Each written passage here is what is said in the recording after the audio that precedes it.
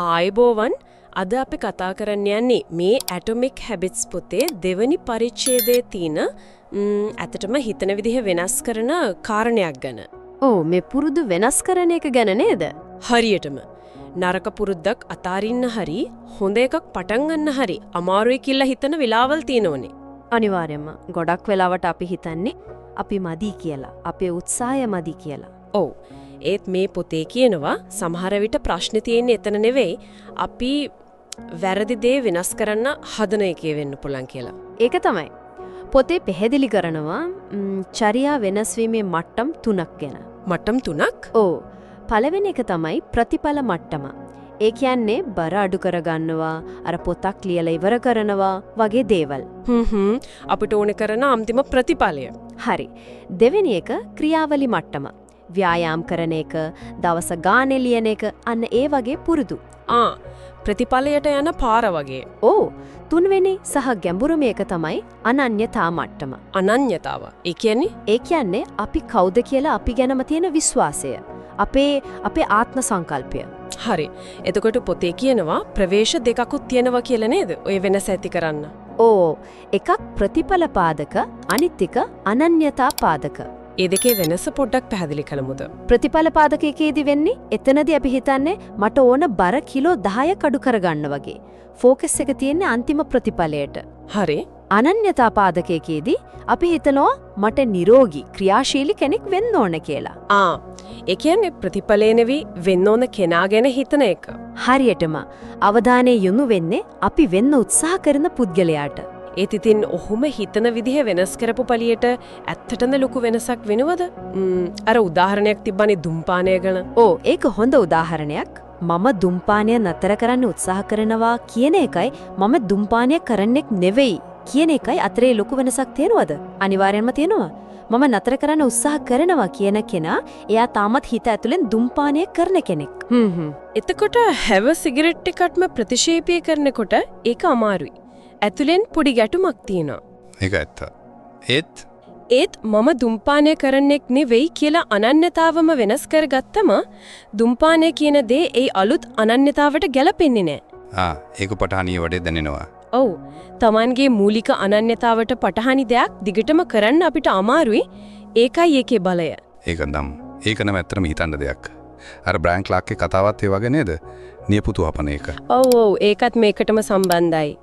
එයා අවුරුදු ගාණක් තිස්සේ නියපොතු හපලා තිනවා. කොච්චර හැදුවත් බැරි වෙලා. හැබැයි දවසක් එයා අර මේ නියාලංකරණ සත්කාරයක් මැනිකියුර් එකක් කරගත්තම එයාට එයාගේ නියපොතු ගැන ආඩම්බරයක් වටිනාකමක් දැනෙන්න පටන් අරන්. ලස්සනයි කියලා හිතන්නේ නැතේ? ඔව්. ඒ හැඟීමත් එක්ක නියපොතු හපන එක ඒක අලුත් ලක්ෂණ නියපොතු තියෙන අනන්‍යතාවට ගැලපෙන්නේ නැහැ කියලා ගිතිලා. එතකොට පුරුද්ද නිකම්ම නැවතිලා. ඉබේම වගේ නැවතිලා. අදිෂ්ඨානෙන් විතරක් නෙවෙයි අනන්‍යතාව වෙනස් වුණාමයි ඒක ස්ථිර වුනේ. ඒක තමයි කාරණය. සැබෑ චර්යා වෙනසක් කියන්නේ එනම් අනන්‍යතාව වෙනස් වීමක්. අන්න ඒකයි. ඉලක්කය වෙන්නේ ඕන මැරතොන් එකක් දුවන එක නෙවෙයි. දාවකෙක් වෙන්න එක. හරියටම. පොතක් කියවන එක නෙවෙයි. කියවන්නෙක් වෙන්න එක. ඔව්.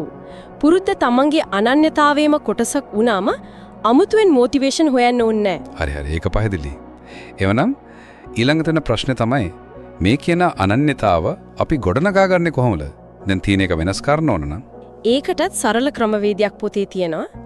ඇත්තටම අපේ අනන්‍යතාවය හැදෙන්නේත් අපි පුරුදු වෙලින්ම තමයි. ඒ කොහොමද? අපි කරන්නේ හැම ක්‍රියාවක්ම ඒක පොඩි එකක් වුණත් අපි වෙන්න කැමති පුද්ගලයාට දෙන ඡන්දයක් වගේ කියලා හිතන්න පුළුවන්. ඡන්දයක්. ඔව්. ව්‍යායාමයක් කරන හැම පාරකම ඔබ නිරෝගී පුද්ගලයෙක් කියන අනන්‍යතාවට ඡන්දයක් දෙනවා. පොතක පිටුවක් කියවුවම දැනුම හොයන කෙනෙක් කියලා අනන්‍යතාවට ඡන්දයක් දෙනවා. ඒ කියන්නේ පොඩි පුරුදු වලින් අර අලුත් අනන්‍යතාවට සාක්ෂි එකතු කරනවා වගේ වැඩක්. හරියටම ඒක තමයි ක්‍රමය. අනන්‍යතාවය වෙනස් කරන්න ප්‍රධාන පියවර දෙකක් තියෙනවා. මොනවද ඒ දෙක? එක තීරණය කරන්න ඕන කවුරු වෙන්නද ඕන කියලා. ප්‍රතිඵලය ගැන හිතනවට වඩා මේ වගේ ප්‍රතිඵලයක් ලබන කෙනා කොයි වගේ කෙනෙක්ද කියලා අහන්න ඕන. හරි වෙන්න ඕන පුද්ගලයා ගැන පැහැදිලි චිත්‍රයක් මවා ගන්න එක. ඔව්. දෙක පොඩි ස්ථාවර ක්‍රියාවලින් ඒ කියන්නේ අර පුරුදු වලින් ඒ අනන්‍යතාවය Tamanටම ඔප්පු කරගන්න ඕන. අර සාක්ෂි එකතු කරන එක. මට මතක් වුණා මගේ යාළුවෙක් ඉන්නා එයා කිලෝ 50කට කිට්ටුවෙන් බඩ අඩු කරගත්තා. වව්. එයා කිව්වේ එයා නිතරම තමන්ගෙන්ම ඇහුවලු නිරෝගී කෙනෙක් මේ වගේ වෙලාවක මොකද කරන්නේ කියලා. ඒක හොඳ ප්‍රශ්නයක්. ඔව් පඩිපෙළ නගිනවද ලිෆ්ට් එකේ යනවද එතකොට අහනවා නිරෝගී කෙනෙක් මොකද කරන්නේ කියලා. එයා පඩිපෙළ නගිනවා. හරියටම. කෑමට ගියාම සලාදයක් කනවද වෙන දෙයක් කනවද? ආයෙත් අහනවා. හැම තීරණයකදීම අර ප්‍රශ්නය අහලා නිරෝගී කෙනා කරන දේ තෝරගත්තා කියලායි කිව්වේ. ඒක නියමයි. ඒ කියන්නේ එයා හැම පොඩි තීරණයක්ම අර අලුත් අනන්‍යතාවට සාක්ෂියක් කරගත්තා. ඔව් කාලයක් යද්දී ඒ පොඩි සාක්ෂි එකතු වෙලා එයා ඇත්තටම ඒ නිරෝගී අනන්‍යතාවය ගොඩනගාගෙන තිබුණා. එයාට ඒක දැනෙන්න පටන් අරන්. අන්න ඒක ප්‍රතිපෝෂණ චක්‍රයක් වඩේ වැඩ කරනවා. පුරුදු අනන්‍යතාව හදනවා. අනන්‍යතාව ආපහු පුරුදු පවත්වාගෙන යන්න උදව් කරනවා. හරියටම. ඒ නිසා ප්‍රතිඵල ගැන විතරක් හිතනවට වඩා Taman වෙන්න කැමැති කෙනාගේ අනන්‍යතාවයේ ගොඩනගන්න එක ගැන හිතන එක. ගොඩක් ප්‍රබලයි. එහෙනම් සාරාංශයක් විදිහට ගත්තොත් මේ පරිච්ඡේදයේ ප්‍රධානම අදහස තමයි පුරුදු කියන්නේ නිකම්ම කරන දේවල් නෙමෙයි. නෑ. ඒව තමයි අපි කවුද කියන එක හදන්නේ. අපි කවුද කියලා අපි ගැනම තියෙන විශ්වාසය වෙනස් කරන එක තමයි අපි කරන දේවල් ස්ථිරවම වෙනස් කරන්න තියෙන හොඳම ක්‍රමය. අනිවාර්යයෙන්ම මේක නිකන් తాවකාලික විසඳුමක් නෙමෙයි ස්ථිර පරිවර්තනයක් ගැන කතාවක්. අපේ අනන්‍යතාවය හැදෙන්නේ පුරුදු වලින්. ඇත්තටම කිව්වොත් අපි කියන්නේ අපේ පුරුදු ටිකේ එකතුවක් තමයි. ඒක ගැඹුරු කතාවක්. ඉතින් අවසාන වශයෙන් හිතන්න දෙයක් තියනවා නම් අර ඡන්දේ කතාව. ඔව්.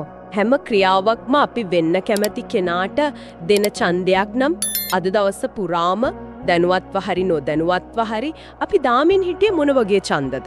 ඒක ගැන පොඩ්ඩක් හිතලා බලන්න ඕන කාරණයක් තමයි. එහෙමනම් අදට අපි මේ කතා බහ මෙතනින් නවත්තමු. ඔව් අදට ඇති.